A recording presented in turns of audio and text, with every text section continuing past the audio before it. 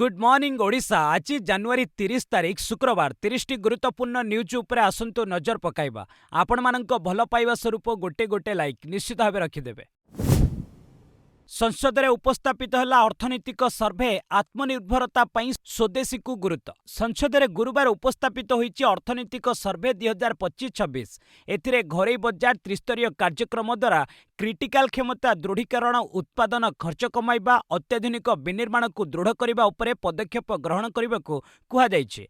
यह आत्मनिर्भरता सह देश कौशलात्मक भाव एक स्थितावस्था एवं शक्तिशाली भाव निजक प्रदर्शन कहुଯାଇଛି।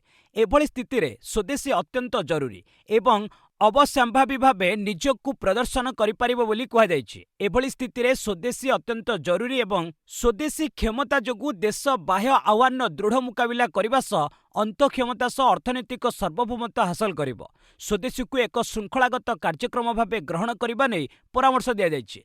सुचिंतित आमदानी विकल्प एवं देशर क्षमता गठन में निवेश हेले यह मैन्युफैक्चरिंग को आहुरी दृढ़ करिबो। 2025-26 रे भारतर जीडीपी अभिवृद्धि 7.4% रहिबा आकलन। संसद में उपस्थापित अर्थनैतिक सर्भे रिपोर्ट अनुसार 2026-27 पई वास्तव जीडीपी अभिवृद्धि 6.8 रु 7.2% रहिबा आकलन करा जायछि। 2025-26 रे घरोई अंतिम उपयोग खर्च 61.5% को वृद्धि। 2025-26 आर्थिक वर्ष रे कृषि और आनुषंगिक सेवा गुड़िक 3.1% वृद्धि पाइब बोली आकलन करा जायछि। 2025-26 आर्थिक वर्षर प्रथमार्धरे उत्पादन 8.4% वृद्धि सहित शिल्प क्षेत्र में दृढ़तार संकेत देइछि। सेहिपरि प्रथमार्धरे सेवा क्षेत्र में मोट मूल्य 9.3% वृद्धि पाइछि। समग्र अचल संपत्ति अनुपात बहु परिमाण में ह्रास पाई 2.2% तलकू खसिछि। भारतर मोट रप्तानी 2024-25 आर्थिक वर्ष में 825.3 बिलियन डॉलर रे पहुंची। अभिवृद्धि हार खर्च एवं निवेशर डबल इंजिन द्वारा परिचालित होइतिबा रिपोर्ट रे कहा जायछि। अर्थनैतिक सर्भे रे एआई पई स्वतंत्र मॉडल काहाकू नकल करबनी। संप्रति कृत्रिम बुद्धिमत्ता आर्टिफिशियल इंटेलिजेंस बा एआई को नहीं विश्वव्यापी उत्साह देखा देछि। सबुठु शक्तिशाली एआई मॉडल अधिकारी हेबाकू अमेरिका, चीन, जापान भली देश युद्धकालीन भित्तिरे कार्य करुछन्ति। भारत भी ए क्षेत्र में पछुआ रहिबो नाही बोली बद्धपरिकर होइछि। गुरुवार लोकसभा रे आगत होइतिबा अर्थनैतिक सर्भे रिपोर्ट 2025-26 रे एआई लागि नुआ अध्याय जोड़ा जायछि। एथिरे कुहा जायछि भारत आखि बंद करी दुनियार बड़ एआई मॉडल पछरे दौड़िब नाही। भारत को निजर आर्थिक वास्तवता एवं आवश्यकता हिसाब रे एआई रणनीति आपणाइबाकू हेबो। एथिलागि तृणमूल स्तररू पदक्षेप नेबाकू पड़िबो। उल्लेखयोग्य विश्वर 88% कंपानी एबे कोनोसी ना कोनोसी एआई व्यवहार करुछन्ति। वर्तमान विश्वर 70% डाटा सेंटर धनी देश गुड़िकरे रहिछि। नुआ यूजीसी नियम उपरे रोक लगाइले सुप्रीमकोर्ट कहिले एहा कर नाही आमे जाउछु। सुप्रीमकोर्ट नुआ यूजीसी नियम विरोध में आवेदन शुणाणी करी स्थगितादेश जारी करिसंति। मुख्य विचारपति जस्टिस सूर्यकांतଙ୍କ नेतृत्वाधीन खंडपीठ गुरुवार तांकर एक गुरुत्वपूर्ण राय प्रदान करथिले। सुप्रीमकोर्ट निर्देश दैछंति जे पूर्वर 2012 नियम कार्यकारी हेबो। एथिसह सर्वोच्च अदालत केंद्र सरकार यूजीसी को एक नोटिस मध्य जारी करी मार्च 19 तारिख सुधा जवाब मागिछंति। परवर्ती शुणाणी मार्च 19 रे हेबो। सीजे सूर्यकांत नुआ नियम उपरे स्थगितादेश जारी करी पचारिथिले जे आमे कौन जातिहीन समाज आड़कू गति करुचु ना पछकू हटुचु। आमे देखुचु छात्र छात्री हॉस्टेल एकाठी रहुचंती, किंतु यूजीसी रो नूतन नियम पृथक हॉस्टेल सृष्टि करिवो। एहा हेबा उचित नुहे। पंचभूतरे विलीन हेले अजित पवार, दादा अमर रहे धोनी रे कंपिला बारामती। महाराष्ट्रर पूर्वतन मुख्यमंत्री तथा एनसीपी मुख्य अजित पवार को अंतिम संस्कार गुरुवार पुण्यर बारामती विद्या प्रतिष्ठान में संपन्न होइछे। पवार को अंतिम संस्कार पूर्ण सम्मान सहित करा जायथिला। जातीय पताकारे पवार को पार्थिव शरीर को घोड़ाई शेषकृत्य पई जन्मस्थान काटेवाड़ीरू बारामती अणा जायथिला। अजित को पुओ पार्थ और जय पार्थिव मुखाग्नि देथिले। अजित दादा अमर रहे एवं अजित दादा फेरी आसंतु ध्वनि रे पड़िया कंपी उठिथिला। गृहमंत्री अमित शाह, केंद्रमंत्री नितिन गडकरी, बीजेपी मुख्य नितिन नवीन, महाराष्ट्र मुख्यमंत्री देवेंद्र फडणवीस, उपमुख्यमंत्री एकनाथ शिंदे, राज ठाकरे, उद्धव ठाकरे भली प्रमुख नेता अंतिम संस्कार में उपस्थित रहिथिले। प्रकाशयोग्य गतकाली बारामती विमानबंदर निकटरे होइतिबा विमान दुर्घटना रे पवार को समेत 5 जनक मृत्यु घटिथिला। ଅଜିତଙ୍କ ବିମାନର ବ୍ଲାକ୍ ବକ୍ସ ମିଳିଲା, ତଦନ୍ତ ଲାଗି କେନ୍ଦ୍ରର ପ୍ରତିଶ୍ରୁତି। ବୁଧବାର ବିମାନ ଦୁର୍ଘଟଣାରେ ମହାରାଷ୍ଟ୍ର ଉପମୁଖ୍ୟମନ୍ତ୍ରୀ ଅଜିତ ପାୱାରଙ୍କ ନିଧନ ହୋଇଥିଲା। ସେ ଯେଉଁ ଚାର୍ଟାର୍ଡ ବିମାନରେ ଯାତ୍ରା କରୁଥିଲେ ତାହାର ବ୍ଲାକ୍ ବକ୍ସ ଦିନକ ପରେ ଉଦ୍ଧାର ହୋଇଛି। ଦୁର୍ଘଟଣାର କାରଣ ସମ୍ପର୍କରେ ଜାଣିବାକୁ ତାର ଯାଞ୍ଚ କରାଯିବ। ଏଥିଲାଗି ଦିଲ୍ଲୀରୁ aircraft accident investigation bureau AAIB ଏବଂ ଡିଜିସିଏର ଟିମ୍ ଦୁର୍ଘଟଣାସ୍ଥଳ ପରିଦର୍ଶନ କରିଛନ୍ତି। ମହାରାଷ୍ଟ୍ର ମୁଖ୍ୟମନ୍ତ୍ରୀ ଦେବେନ୍ଦ୍ର ଫଡ୍ନବୀସଙ୍କ ଏକ ଚିଠିର ଉତ୍ତର ଦେଇ କେନ୍ଦ୍ର ବେସାମରିକ ବିମାନ ଚଳାଚଳ ମନ୍ତ୍ରୀ ରାମମୋହନ ନାଇଡୁ କହିଛନ୍ତି, ସ୍ୱଚ୍ଛ ଏବଂ ସମୟବଦ୍ଧ ଯାଞ୍ଚକୁ ସୁନିଶ୍ଚିତ କରିବା ସର୍ବୋଚ୍ଚ ପ୍ରାଥମିକତା। ଉଲ୍ଲେଖଯୋଗ୍ୟ, ବ୍ଲାକ୍ ବକ୍ସର କାମ ବିମାନ ଉଡ଼ାଣ ସହ ଜଡ଼ିତ ଗୁରୁତ୍ୱପୂର୍ଣ୍ଣ ତଥ୍ୟ ରେକର୍ଡ କରିବା। ଫ୍ଲାଇଟ୍ ଡାଟା ରେକର୍ଡର ବିମାନର ଗତି, ଉଚ୍ଚତା, ଦିଗ ଭଳି ବୈଷୟିକ ତଥ୍ୟକୁ ରେକର୍ଡ କରିଥାଏ। ଏହା ବିମାନର ଶେଷ 25 ଘଣ୍ଟାର ସୂଚନା ଏବଂ ବୈଷୟିକ ରେକର୍ଡକୁ ସୁରକ୍ଷିତ ରଖେ। ଗଣତନ୍ତ୍ର ଦିବସ ସମାରୋହରେ ନୌସେନାର ମାର୍ଚିଂ ଦଳ ଶ୍ରେଷ୍ଠ। ଗଣତନ୍ତ୍ର ଦିବସ ପରେଡ୍ 2026ର ବିଜେତାଙ୍କ ନାମ ଘୋଷଣା କରାଯାଇଛି। ଭାରତୀୟ ନୌସେନାର ମାର୍ଚିଂ ଦଳ 3 ସେନା ମଧ୍ୟରେ ଶ୍ରେଷ୍ଠ ହୋଇଛି। ଏଥିରେ ସାମିଲ 144 ଜଣ ନୌସୈନିକ ଐତିହାସିକ କର୍ତ୍ତବ୍ୟ ପଥରେ କାନ୍ଧକୁ କାନ୍ଧ ମିଳାଇ ମାର୍ଚିଂ କରିଥିଲେ। ଦିଲ୍ଲୀ ପୁଲିସର ଦଳକୁ କେନ୍ଦ୍ରୀୟ ସଶସ୍ତ୍ର ପୁଲିସ ବଳ ଏବଂ ଅନ୍ୟ ସହାୟକ ବଳ ମଧ୍ୟରେ ସର୍ବଶ୍ରେଷ୍ଠ ମାର୍ଚିଂ ଦଳ ଘୋଷିତ କରାଯାଇଛି। ରାଜ୍ୟ ଏବଂ କେନ୍ଦ୍ରଶାସିତ ପ୍ରଦେଶର ପ୍ରଜ୍ଞାପନ ମେଢ଼ ମଧ୍ୟରେ ମହାରାଷ୍ଟ୍ରକୁ ଶ୍ରେଷ୍ଠ ପୁରସ୍କାର ମିଳିବ। ସେହି ମେଢ଼ରେ ଗଣେଶ ଉତ୍ସବକୁ ଆତ୍ମନିର୍ଭରତାର ପ୍ରତୀକ ଭାବେ ଦର୍ଶାଯାଇଥିଲା। ବନ୍ଦେ ମାତରମର 150 ବର୍ଷ ପୂର୍ତ୍ତି ପାଳନକୁ ଦର୍ଶାଉଥିବା ସାଂସ୍କୃତିକ ମନ୍ତ୍ରାଳୟର ପ୍ରଜ୍ଞାପନ ମେଢ଼ ମନ୍ତ୍ରାଳୟ ଏବଂ ବିଭାଗ ମଧ୍ୟରେ ବିଜେତା ହୋଇଛି। ଆଜି ରାଷ୍ଟ୍ରୀୟ ରଙ୍ଗଶାଳା କ୍ୟାମ୍ପରେ ପୁରସ୍କାର ବିତରଣ ସମାରୋହ ଆୟୋଜିତ ହେବ। ଆସନ୍ତା ସପ୍ତାହରେ ଆମେରିକା ଗସ୍ତ କରିପାରନ୍ତି ଜୟଶଙ୍କର। ବୈଦେଶିକ ମନ୍ତ୍ରୀ ଏସ୍ ଜୟଶଙ୍କର ଆସନ୍ତା ସପ୍ତାହରେ କ୍ରିଟିକାଲ ମିନେରାଲ୍ସ ମିନିଷ୍ଟେରିଆଲ ତଥା ସିଏମ୍ଏମ୍ ବୈଠକରେ ଯୋଗଦେବା ଲାଗି ଆମେରିକା ଗସ୍ତ କରିପାରନ୍ତି। ଏହି ବୈଠକ ୱାଶିଂଟନ ଡିସିରେ ହେବ। ଆମେରିକା ବୈଦେଶିକ ସଚିବ ମାର୍କୋ ରୁବିଓଙ୍କ ଦ୍ୱାରା ଆୟୋଜିତ ପ୍ରଥମ ଉଚ୍ଚସ୍ତରୀୟ ବୈଠକ ହେବ। ଏହି ବୈଠକର ଉଦ୍ଦେଶ୍ୟ ହେଉଛି ଗୁରୁତ୍ୱପୂର୍ଣ୍ଣ ଖଣିଜ ପଦାର୍ଥର ଯୋଗାଣ ଶୃଙ୍ଖଳାକୁ ସୁରକ୍ଷିତ କରିବା ପାଇଁ ବିଶ୍ୱର ଅନେକ ଦେଶକୁ ଏକାଠି କରିବା। ଭାରତ ଓ ଆମେରିକା ମଧ୍ୟରେ ବାଣିଜ୍ୟ ଚୁକ୍ତିକୁ ନେଇ ଯଥେଷ୍ଟ ଉତ୍ତେଜନା ଥିବା ସମୟରେ ଏହି ବୈଠକ ଅନୁଷ୍ଠିତ ହେଉଛି। ଏପରି ପରିସ୍ଥିତିରେ ଯଦି ଜୟଶଙ୍କର ଆମେରିକା ଗସ୍ତ କରନ୍ତି, ତେବେ ଦୁଇ ଦେଶ ମଧ୍ୟରେ ଉତ୍ତେଜନା ହ୍ରାସ କରିବାରେ ଏକ ପ୍ରୟାସ ହୋଇପାରେ। ପ୍ରଧାନମନ୍ତ୍ରୀ ନରେନ୍ଦ୍ର ମୋଦି ଓ ରାଷ୍ଟ୍ରପତି ଡୋନାଲ୍ଡ ଟ୍ରମ୍ପଙ୍କ ମଧ୍ୟରେ ସାକ୍ଷାତ ହେବାର ସମ୍ଭାବନା ଉପରେ ମଧ୍ୟ ଆଲୋଚନା ହୋଇପାରେ। ନିକଟରେ ୟୁରୋପୀୟ ସଂଘ ସହ ଭାରତ ମୁକ୍ତ ବାଣିଜ୍ୟ ଚୁକ୍ତି ସ୍ୱାକ୍ଷର କରିଛି। ହାଇକୋର୍ଟଙ୍କ ନିର୍ଦ୍ଦେଶ, ଖିଲାପି ଖଣି ଲିଜ୍ଧାରୀଙ୍କ ଲିଜ୍ ହେବ ବାତିଲ। ଏଣିକି ଆଉ ଖିଲାପି ଖଣି ଲିଜ୍ଧାରୀ ଖସି ପାରିବେ ନାହିଁ। ଏଭଳି ଲିଜ୍ଧାରୀଙ୍କ ଉପରେ ହାଇକୋର୍ଟ ଲଗାମ କଷିଛନ୍ତି।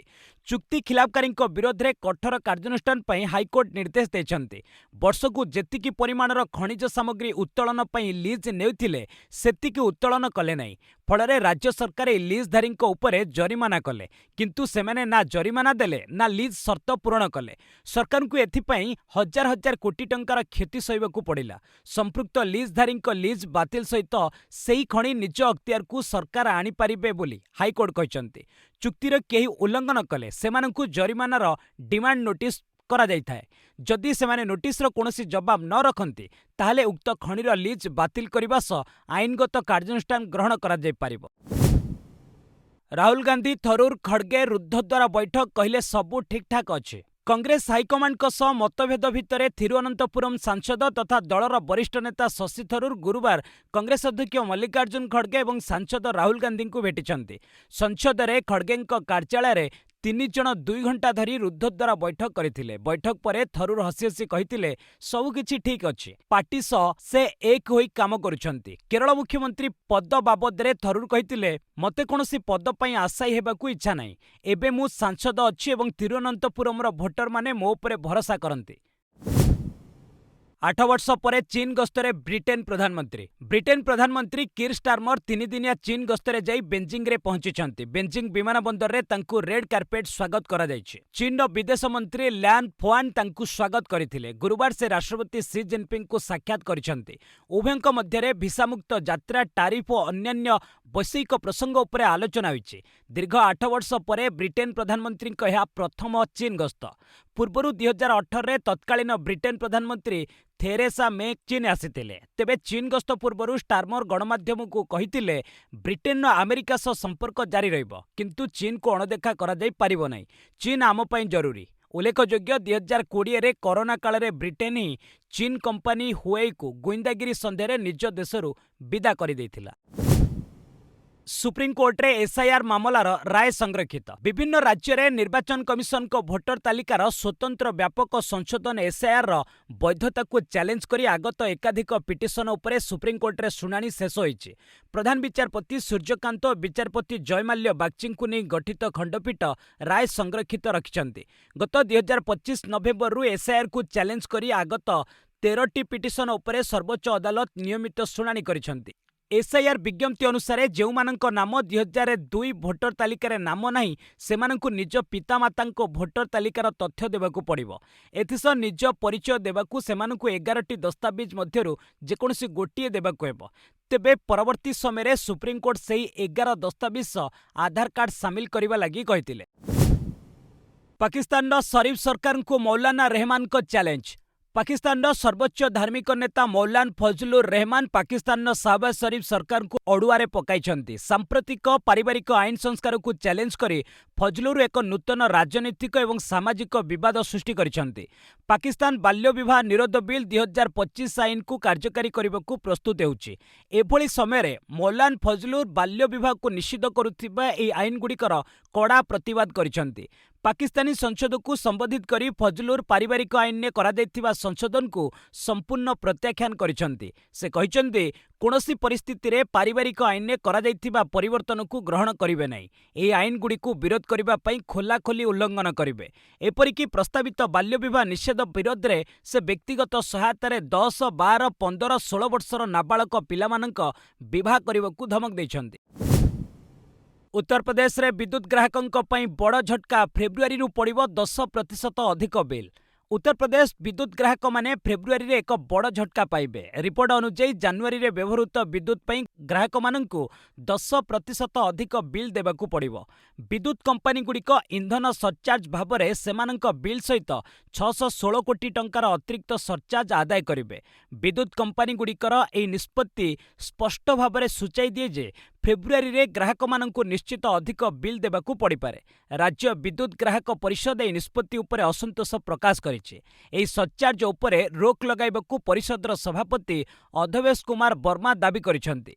राज्यवासींक उपरे विद्युत निगम असंवैधानिक भाव में बोझ लदिबाकू चेष्टा करुछि बोली से कहिछन्ति।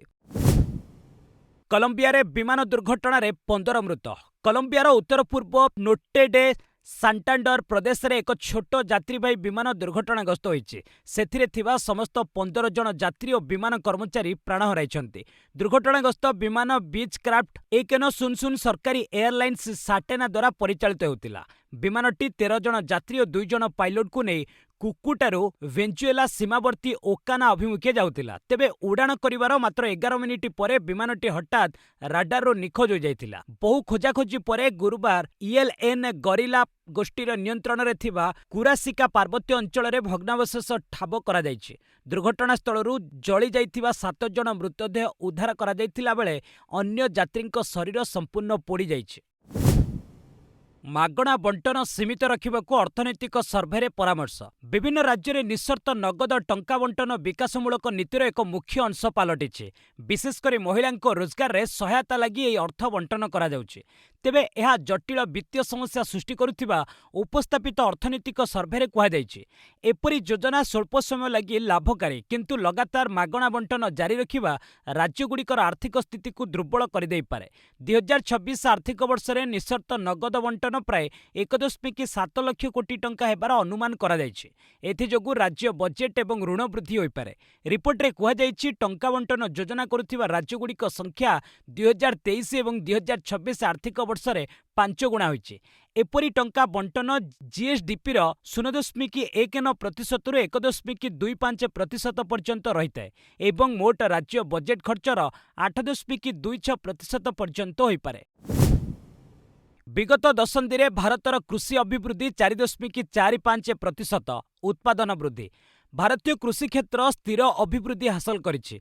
संसद में उपस्थापित अर्थनैतिक सर्भे रिपोर्ट 2025-26 रे यह उल्लेख करा जायछि। सर्भे मुताबक गत 5 वर्ष रे कृषि एवं सहायक क्षेत्रगुड़िकरे हाराहारी वार्षिक अभिवृद्धि स्थिर मूल्य रे प्राय 4.4% रहिछि। 2025-26 आर्थिक वर्षर द्वितीय त्रैमास रे कृषि क्षेत्र 3.5% अभिवृद्धि हासिल करिथिला।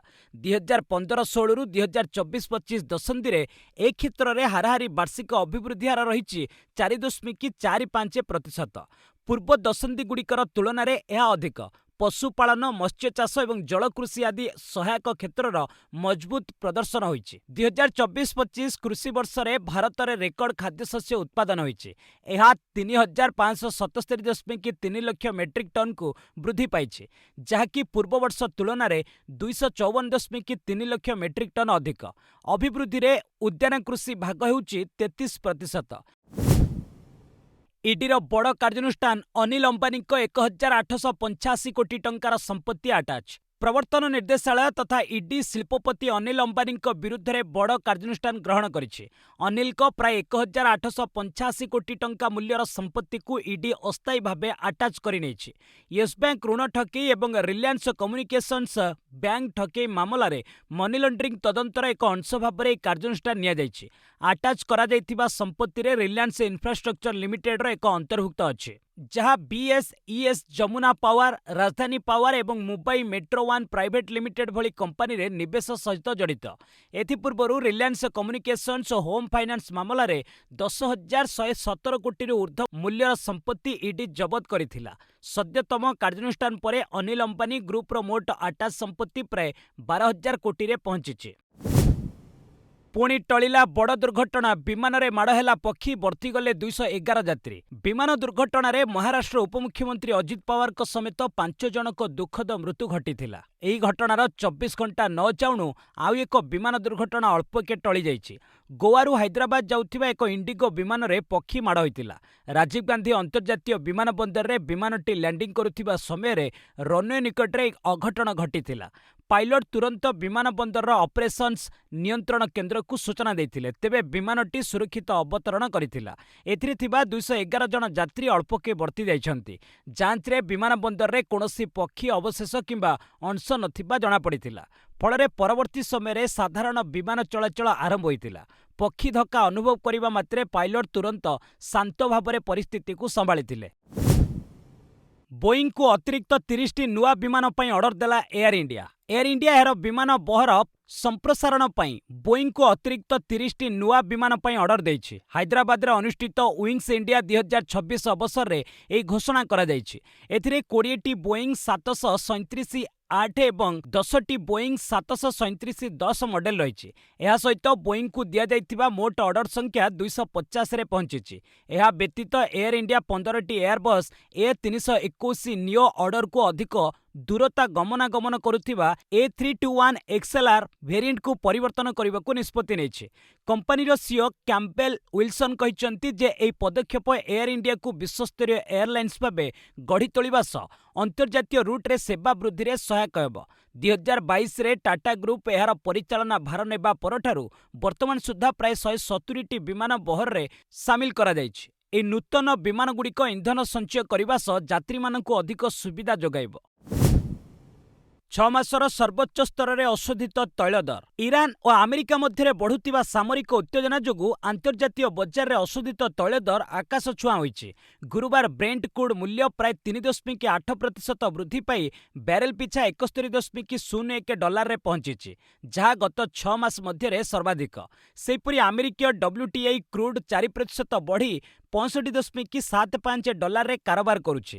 ଇରାନ ଉପରେ ଆମେରିକାର ସମ୍ଭାବ୍ୟ ସାମରିକ କାର୍ଯ୍ୟାନୁଷ୍ଠାନ ଏବଂ ଗୁରୁତ୍ୱପୂର୍ଣ୍ଣ ହର୍ମୁଜ ପ୍ରଣାଳୀ ଦେଇ ତୈଳ ଯୋଗାଣ ବାଧାପ୍ରାପ୍ତ ହେବା ଆଶଙ୍କାରେ ଏହି ମୂଲ୍ୟ ବୃଦ୍ଧି ଘଟିଛି। ଏଥିସହିତ କାଜାଖସ୍ତାନର ତେଙ୍ଗିଜ୍ ତୈଳ କ୍ଷେତ୍ରରେ ଯାନ୍ତ୍ରିକ ତ୍ରୁଟି ଏବଂ ଆମେରିକାରେ ପ୍ରବଳ ଶୀତ ଯୋଗୁଁ ତୈଳ ଉତ୍ପାଦନ କମିବା ବଜାର ଉପରେ ଅଧିକ ଚାପ ପକାଇଛି। ବିଶେଷଜ୍ଞଙ୍କ ଅନୁସାରେ ଯଦି ଭୂ ରାଜନୈତିକ ସ୍ଥିତିରେ ସୁଧାର ନ ଆସେ, ତେବେ ଆଗାମୀ ଦିନରେ ବ୍ରେଣ୍ଟ କ୍ରୁଡ୍ ମୂଲ୍ୟ $72 ଅତିକ୍ରମ କରିପାରେ। ଆର୍ଥିକ ସର୍ଭେ ପରେ ସେୟାର ବଜାରରେ ବୃଦ୍ଧି, ସେନ୍ସେକ୍ସ ଓ ନିଫ୍ଟିରେ ଉତ୍ସାହ। ଗୁରୁବାର ଘରୋଇ ସେୟାର ବଜାରର ସୂଚକାଙ୍କ ସେନ୍ସେକ୍ସ ଏବଂ ନିଫ୍ଟି 0.3% ବୃଦ୍ଧି ସହ ବନ୍ଦ ହୋଇଛି। କାରବାର ଆରମ୍ଭରେ ବଜାର ସାମାନ୍ୟ ନିମ୍ନଗାମୀ ହୋଇଥିଲେ ସୁଦ୍ଧା ଅର୍ଥନୈତିକ ସର୍ଭେ 2025-26 ରିପୋର୍ଟ ପ୍ରକାଶ ପାଇବା ପରେ ଏଥିରେ ବ୍ୟାପକ ସୁଧାର ଆସିଥିଲା। ସେନ୍ସେକ୍ସ 222 ପଏଣ୍ଟ ବଢ଼ି 82,566 ଏବଂ ନିଫ୍ଟି 76 ପଏଣ୍ଟ ବୃଦ୍ଧି ପାଇ 25,419 ଅଙ୍କରେ ପହଞ୍ଚିଛି। ବିଶେଷ କରି ମେଟାଲ, ପାୱାର ଏବଂ ଅଏଲ ଗ୍ୟାସ୍ ସେକ୍ଟରରେ ଉନ୍ନତି ଦେଖାଦେଇଛି। ଅନ୍ୟପଟେ ଭାରତୀୟ ଟଙ୍କା ଆମେରିକୀୟ ଡଲାର ତୁଳନାରେ 17 ପଇସା ହ୍ରାସ ପାଇ 91 ଟଙ୍କା 95 ପଇସା ସ୍ତରରେ ରହିଛି। अंतर्जातीय बजार में ब्रेंट क्रूड मूल्य प्राय 2% बढ़ी बैरेल पिछा 69.75 $रे पहुंची। सेहीपरि बुलियन बजार में 24 कैरेट सुना दर ग्राम पिछा 1,75,980 टंका और रूपा किलोग्राम पिछा 4,07,070 टंका रही। डेलीवरी एजेंट को सर्वनिम्न आय धार्य पर अर्थनैतिक सर्भे परामर्श। भारत में प्राय 40% गिग वर्कर्स बा डेलीवरी एजेंट तथा क्विक कमर्स कंपनी आदि मासिक आय 15,000 टंकारु भी कम। तेणु संसद में उपस्थापित अर्थनैतिक सर्भे चिंता व्यक्त करा जायछि। गिग वर्कर्स पई प्रति घंटा किंबा काम आधार रे सर्वनिम्न आय धार्य करा जिबाकु रिपोर्ट रे सुपारिश करा जायछि। काम पई अपेक्षा करिबा समय बाबद को भी पेमेंट करा जिबाकु कहा जायछि। गिग वर्कर्स को एक निर्धारित आय न रहिबा जोगु बैंक रु ऋण मिलिबा किंबा अन्य आर्थिक सेवार लाभ उठाइबा कष्टकर होई पड़ुछि। आल्गोरिदम जरिया रे काम बांटुथिबा प्लाटफॉर्म गुडी को सर्भे रे समालोचना करा जायछि। 2021 रे गिग वर्कर्स को संख्या देश रे प्राय 77 लाख थिला। 2030 सुद्धा भारतर जीडीपी रे सेमानक योगदान प्राय 2.35 लाख कोटी टंका हेबार आकलन करा जायछि। ऑस्ट्रेलियन ओपन फाइनाल ले साबालेंका रिबाकिना लड़ई। टॉप सीड आरिना साबालेंका और एलिना रिबाकिना मध्य ऑस्ट्रेलिया ओपन महिला सिंगल्स फाइनाल खेल। गुरुवार अनुष्ठित सेमिफाइनाल ले साबालेंका 6-2, 6-3 सीधा सड़क सेट्रे द्वादश सीड काजाखस्तान एलिना सितोलिना परास्त करथिले। द्वितीय सेमिफाइनाल ले पंचम सीड रिबाकिना 6-3, 7-6 सेट्रे अमेरिकार जेसिका पेगुला हराइथिले। ए मैच जितबाकू रिबाकिना 1 घंटा 40 मिनिट समय लागिथिला। शनिवार महिला सिंगल्स फाइनाल खेल जहाँकि 2023 ऑस्ट्रेलियन ओपन फाइनाल पुनरावृत्ति होईछि। 2023 फाइनाल ले रिबाकिना हराई साबालेंका चैंपियन होइतिले। पुरुष सिंगल्स रो उभय सेमिफाइनाल शुक्रवार खेल। प्रथम सेमी रे टॉप सीड कार्लोस अल्काराज और अलेक्जेंडर ज्वेरेव सामना सामने हेबे। बांग्लादेश रो दोमुहा नीति क्रिकेट दल को ना शूटिंग टीम को सबुज संकेत। आईसीसी टी20 विश्वकप आगामी संस्करण फेब्रुआरी 7 रु भारत में आरंभ होब। खेलाड़ी सुरक्षा आड़ देखाई बांग्लादेश सरकार यार क्रिकेट दल को भारत पठाइबाकू मना कर देथिला। एहाकु नै बांग्लादेश क्रिकेट बोर्ड आईसीसी मध्य मुहांमुही परिस्थिति सृष्टि होइतिला। शेष में बांग्लादेश बदल में आयरलैंड दल को विश्वकप खेलिबाकू आईसीसी आमंत्रण करथिला। तेबे बांग्लादेश सरकार एक दोमुहा नीति एबे सामना को आसीछि। क्रिकेट दल को पठाइबाकू मना करिथिबा बांग्लादेश एबे शूटिंग दल को भारत जिबा लगी सबुज संकेत प्रदान करिछि। फेब्रुआरी 2 रु नुआ दिल्ली रे एशियन राइफल पिस्तल चैंपियनशिप आरंभ होब। एथिरे 2 जणिया बांग्लादेश अंशग्रहण करिवो। बांग्लादेश पक्षरु सफेई दिया जाई कुहा जाईछि जे शूटिंग इंडोर स्टेडियम रे खेला जिवो। फଳରେ सुरक्षा को नै कोनोसी चिंता करिवार नै। झारखंड विपक्ष रणजी लड़ई स्वस्तिक पोदार अर्धशतक ओडिशार सम्मान रखिला। जामशेदपुर किन्नान स्टाडियम रे गुरुवार ठारू घरे झारखंड और ओडिशा मध्य रणजी ट्रॉफी अंतिम तथा सप्तम राउंड मैच आरंभ होईछि। एही मैच रे ओडिशा अधिनायक शुभ्रांशु सेनापति टॉस जीति प्रथमे बैटिंग निष्पत्ति नेथिले। तेबे प्रारंभरू 50 रन मध्य ओडिशा को डबल झटका लागिथिला। ओपनर संदीप पट्टनायक पुनर्बार विफल होई 7 और अधिनायक शुभ्रांशु 15 रन करी आउट होइतिले। अन्यतम ओपनर स्वस्तिक सामल अभिज्ञ गोविंद पोदार किंतु दमदार अर्धशतकीय पाଳି खेली स्थिति संभाळितिले। प्रथम दिवस स्टम्प्स सुद्धा ओडिशा 92 ओभर रे 6 विकेट हराई 242 रन संग्रह करिछि। स्वस्तिक सर्वाधिक 79 और गोविंद 64 रन करथिले। विप्लव सामंतराय 38 और सावन पहरिया 12 रन करी अपराजित रहिछन्ति। एफआईएच प्रो लीग लगी संभाव्य भारतीय हॉकी दल रे ओडिशारू 5 खेलाड़ी। एफआईएच प्रो लीग रो प्रथम पर्याय फेब्रुआरी 10 रु 15 तारिख पर्यंत राउरकेला रे खेला जिवो। एथिलागी गुरुवार हॉकी इंडिया पक्षरु 33 जणिया संभाव्य भारतीय दल घोषणा करा जायछि। घोषित दल रे ओडिशारू 5 जण खेलाड़ी स्थान पाइछन्ति। सेमाने हेले अभिज्ञ डिफेंडर अमित रोहिदास, नीलम संजीव खेस, अमनदीप लाक्रा, रोशन कुज्जर और फरवार्ड शिलानंद लाक्रा। संभाव्य खेलाड़ी को नहीं फेब्रुआरी 1 रु 7 तारिख पर्यंत राउरकेलार बिरसा मुंडा हॉकी स्टाडियम रे प्रस्तुति शिविर अनुष्ठित हेब। मुख्य कोच ग्रेग फुलटन को तत्वावधान रे ए शिविर चलिबो। एहा परे चूड़ांत दल घोषणा करा जिवो बोली जणा पड़िछि। ଭାରତୀୟ ହକି ଦଳର ପୂର୍ବତନ କୋଚ୍ ମାଇକେଲ୍ ନବ୍ସଙ୍କ ପରଲୋକ। ଅଷ୍ଟ୍ରେଲିଆ ପୂର୍ବତନ ହକି ଖେଳାଳି ମାଇକେଲ୍ ନବ୍ସଙ୍କ ପରଲୋକ ଘଟିଛି। ମୃତ୍ୟୁ ବେଳକୁ ନବ୍ସଙ୍କୁ 72 ବର୍ଷ ବୟସ ହୋଇଥିଲା। ସେ ଦୀର୍ଘ ଦିନ ଧରି ଅସୁସ୍ଥ ଥିଲେ। ମାଇକେଲ୍ 1979ରୁ 1985 ପର୍ଯ୍ୟନ୍ତ ଅଷ୍ଟ୍ରେଲିଆ ପାଇଁ 76ଟି ମ୍ୟାଚ୍ ଖେଳିଥିଲେ, ଯେଉଁଥିରେ ସେ 1981 ହକି ବିଶ୍ୱକପ୍, 1984 ଲସ୍ ଆଞ୍ଜେଲସ୍ ଅଲିମ୍ପିକ୍ ମଧ୍ୟ ଖେଳିବାର ସୌଭାଗ୍ୟ ଲାଭ କରିଥିଲେ। ଅବସର ପରେ ନବ୍ସ କୋଚିଂ କ୍ଷେତ୍ରରେ ପାଦ ଥାପିଥିଲେ। ସେ 2011ରୁ 2013 ପର୍ଯ୍ୟନ୍ତ ଭାରତୀୟ ପୁରୁଷ ହକି ଦଳର ମୁଖ୍ୟ କୋଚ୍ ରହିଥିଲେ।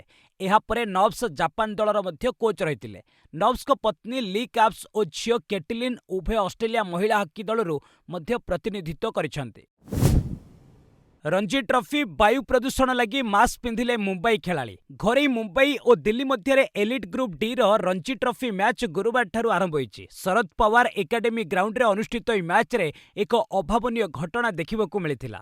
ବାୟୁ ପ୍ରଦୂଷଣ ଲାଗି ମୁମ୍ବାଇ ଦଳର ଅଧିନାୟକ ଖେଳାଳି ମାସ୍କ ପରିଧାନ କରି ଫିଲ୍ଡିଂ କରିବାକୁ ବାଧ୍ୟ ହୋଇଥିଲେ। ଗ୍ରାଉଣ୍ଡ ନିକଟରେ ଏକ ନିର୍ମାଣ କାର୍ଯ୍ୟ ଚାଲିଥିବାରୁ ଏହାର ଧୂଳି ବାୟୁର ଗୁଣବତ୍ତାକୁ ଖରାପ କରିଦେଇଥିଲା। ଫଳରେ ବାଧ୍ୟ ହୋଇ ମୁମ୍ବାଇର ସରଫରାଜ ଖାନ୍, ତାଙ୍କ ସାନ ଭାଇ ମୁସିର ଖାନ୍, ସ୍ପିନର ହିମାଂଶୁ ସିଂଙ୍କ ସମେତ ଅଧିକାଂଶ ଖେଳାଳି ମାସ୍କ ପିନ୍ଧି ଫିଲ୍ଡିଂ କରିଥିଲେ।